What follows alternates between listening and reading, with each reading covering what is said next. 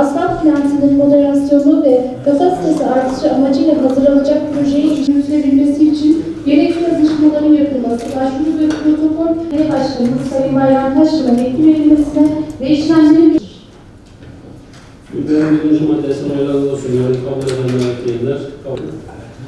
Dosyada ve mahallinde yapılan incelemeler neticesinde Malatya İli Battalgazi ilçesi Bahçebaşı Mahallesi 2747 nolu parsel mevcut 1/1000 ölçekli uygulama imar planında cami alanı olarak planlı olup parsele kütle düzen... 5. maddenin imar komisyonunun havalesini oylarınıza sunuyorum. Kabul edenler kabul edilmiştir.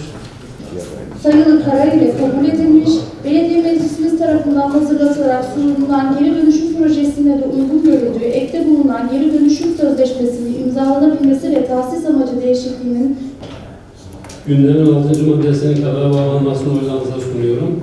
Kabul edenler kabul edilmiştir.